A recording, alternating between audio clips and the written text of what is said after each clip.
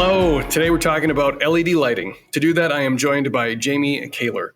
He has 25 years of experience in the field. Jamie, thanks for talking today. Thanks for having me. So when people are thinking about, let's say, lighting a large space like a gym, a warehouse, something like that, they're probably still thinking about those orange lights. They take about a half hour to come on, it feels like. Is that something that they should be looking to upgrade? Is that something they can upgrade? What options are out there?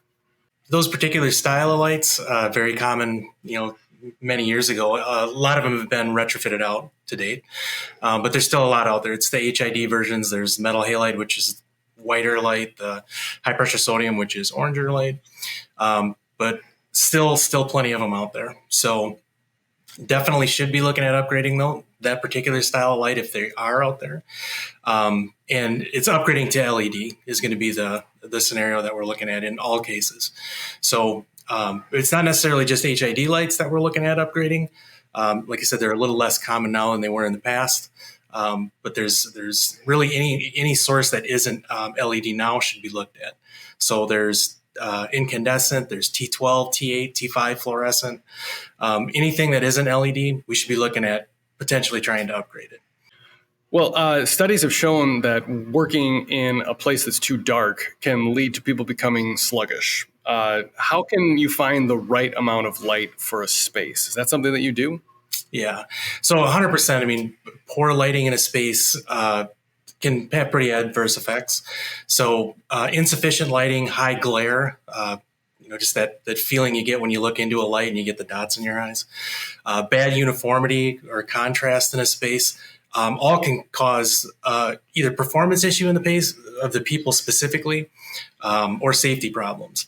So the amount, the contrast, and the color of light in a space can have a huge impact on mood, performance, even medical conditions in healthcare spaces. It's something to consider. So lighting ergonomics in general is a really important piece of the design process in new construction, but also when we're looking at retrofitting, which we do a lot of, taking old facilities and putting new lights in them.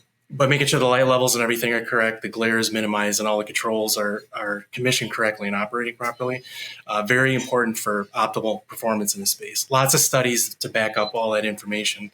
It's been something they've been looking into for years. Beyond the basic design criteria, you can take it a step further and integrate other components into the lighting system to make it really intelligent. Advanced monitoring and controls, and even GUV or germicidal ultraviolet light into the space. And when you package everything together and platform it like that, you end up with a highly intelligent lighting system that is very controllable. In fact, it can control itself for the most part to fit the needs of a space, track and map assets, sanitize surface and air. So multiple levels of things that can be built into a very truly smart lighting system. I like the idea that you can track and map with lighting. That's something that I don't think I'd even heard before. That's interesting.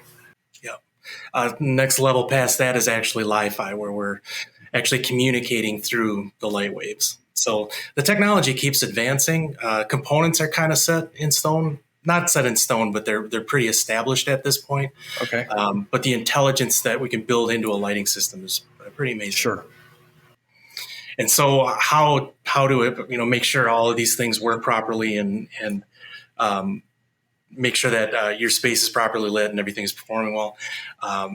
If you're really serious about investigating what could be done in a space or how to upgrade a space like that, where your space stands now in terms of performance, I highly recommend bringing in a consultant of some sort, an expert in the field, where they would come in and basically catalog what's going on in there now, make note of all the light fixtures, light levels, glare issues, all of that stuff, and then come back and develop an engineered solution for the space to make sure that there's a balance between energy efficiency and true performance of the space and how the people in that space are going to react.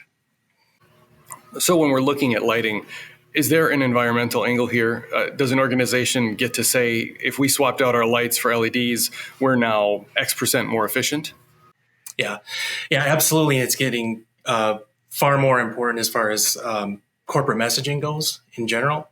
So the upgrades and everything that you're doing for efficiencies within a facility can be documented and shown in the annual ESG reporting, EHS or sustainability reports. There's certifications that you can get, but it's an important piece of the corporate messaging in general, that our company, that the company that we're dealing with is putting it out there, that they're taking the right steps to be environmentally responsible.